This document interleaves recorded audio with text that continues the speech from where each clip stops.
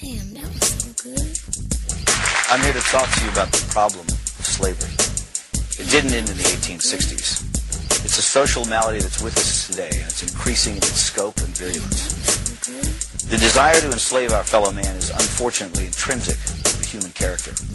It has been with us since the beginning of time on every continent and in virtually every culture, from ancient Egypt to Babylon to Greece and Rome, Africa, Asia, Europe, and the United States.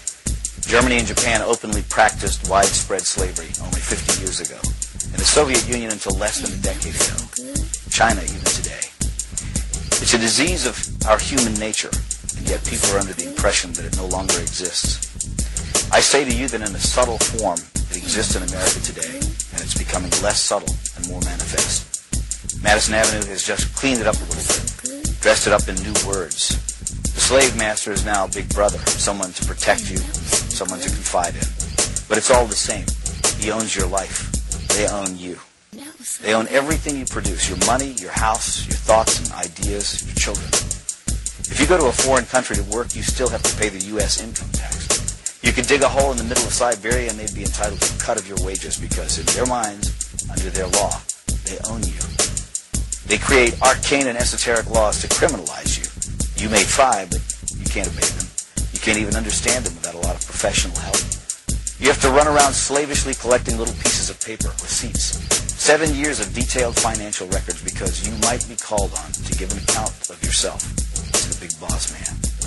And if you've made a mistake, he can take everything you have. He loves it that way.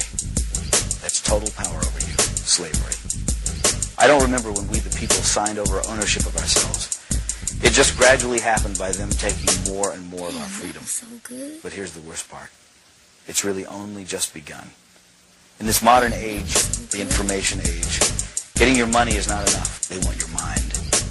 If you deviate in your thinking, if you commit one of the 10,000 taboos, and they perceive your actions as a threat, they'll come out and kill you. The penalty for resisting is death. After all, we're not free. We belong to the government, and deviant thoughts will not be tolerated. Some people ask, how can you fear your government and claim to love your country?